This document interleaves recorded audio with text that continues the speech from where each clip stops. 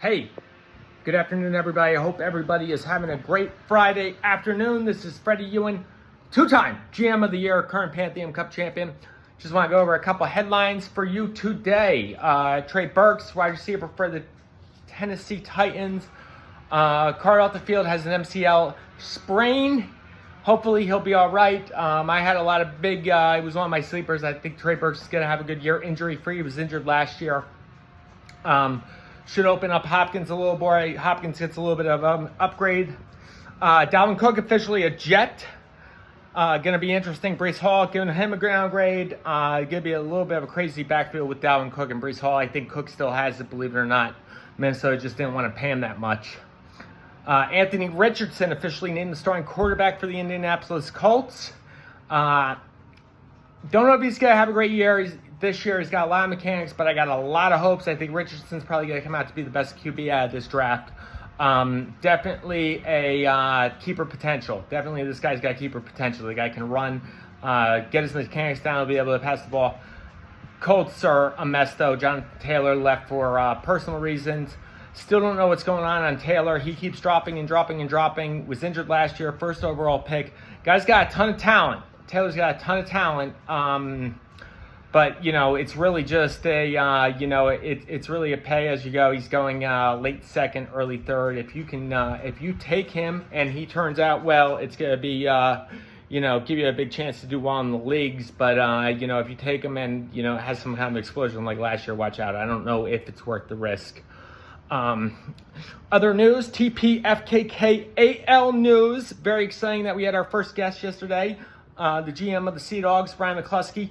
Guy has big hopes this year. He's got a ton of cap room. Trevor Lawrence is a strong quarterback. We're going to try to get every GM on. We're trying to work on the GM of the San Patricio Rock Throwers. We're trying to get him on next. We've been talking to his PR team, trying to get him on for a couple minutes. We're also trying to get the commissioner on before the draft. The commissioner's going to give us a bunch of updates, talk about a couple of rule changes and whatnot.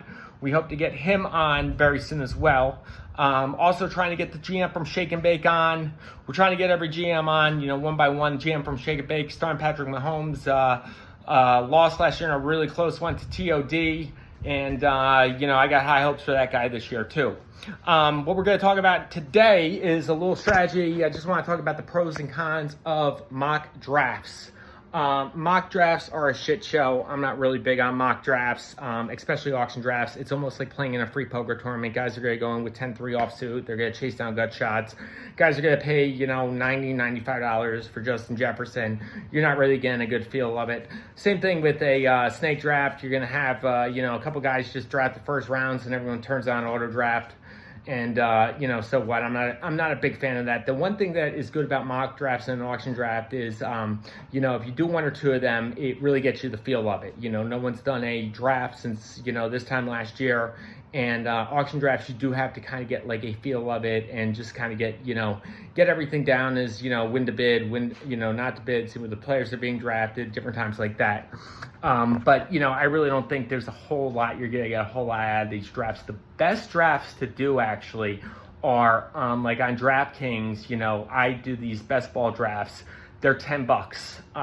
It's $10. So someone's got skin in the game. It's an actual draft. There's 20 rounds. You're going through the thing. You're picking players. It's not an auction draft, snake draft.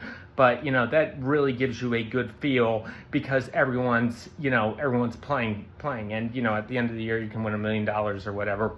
But those are really the best things to do if you're doing some kind of like best ball draft on a pay site. But, just mock drafts that on the site for free, it's really not going to get you anywhere, except for just like a feel of the game. Like I said, it's like downloading a free poker app and playing in a free poker tournament. There's no money in it. No one's really going to take it seriously or whatnot.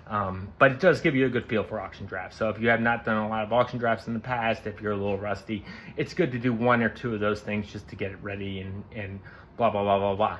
But, everyone, have a great weekend. I will keep everyone informed on my Twitter, my Instagram, my Facebook feed, trying to get the Rock Throw GM here. Hopefully we will get him once, had a great first interview with the GM of the Sea Dogs. Looking forward to having him on later this season. The guy was great. It's going to be an interesting rivalry week 10 and 11 versus TOD. I'm excited for that.